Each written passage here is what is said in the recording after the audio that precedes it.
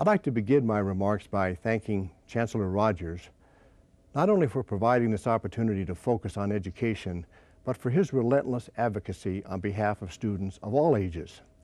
Both the Chancellor and I have been in regular communications with the state leaders on critical education issues, but more than anything, we need Nevadans to grasp the seriousness of our current budget problems so that you can help protect and improve education in our state. As we approach a critical legislative session, it is important that we put all of our cards on the table.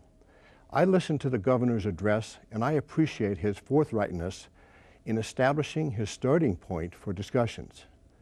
As your superintendent, however, I can tell you that these proposals are unacceptable.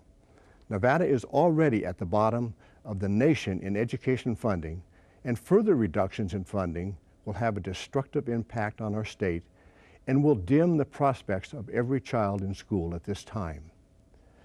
At this point, I can only say that I look forward to working with our state leaders during the session to craft solutions to economic problems that don't involve compromising the future of our students or taking advantage of a loyal workforce.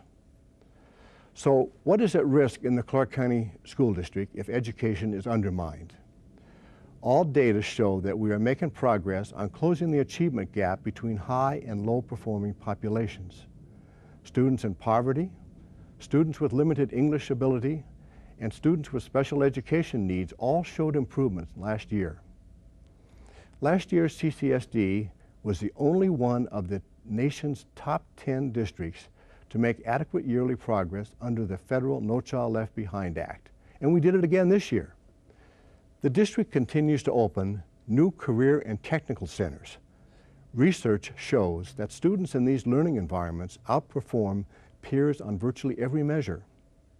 We continue to expand dual credit opportunities that allow high school students to earn college credit for some of their high school courses. Nevada has one of the lowest rates of high school students going on to college. Earning college credits in high schools builds a bridge that leads many students straight to higher education. As of this year, all middle school students are taking 3 full years of science. CCSD developed and implemented the 21st century curriculum, which the legislature adopted as law because of its high standards.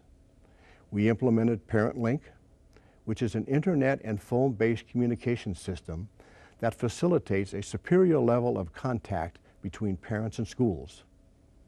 We continue to develop and support many partnerships with the Nevada system of higher education, and that ensures the college readiness of our students.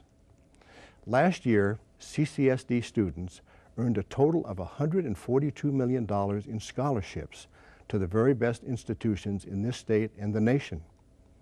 And to round things out, CCSD was named a Best Practices School District by the American Productivity and Quality Center. One of our elementary schools was named the top magnet school in the nation. 6 CCSD schools were named in U.S. News and World Report Best High Schools in America. And our district won the Nevada Taxpayer Association's Good Government Award for Energy Conservation. Despite how we are sometimes portrayed, there is a lot happening in your school district that you can be proud of. But these are the very things that are at risk if we begin undermining education. There are fantastic families and students in our communities, and every time I visit a school, I am reminded that the generations who follow us have unlimited promise. Our job as today's business and civic leaders is to ensure that today's students have the opportunity to realize their potential. Reducing support for education while the demand is increasing just doesn't make sense. Unlike some private sector businesses where work is tapering off, our clients continue to come.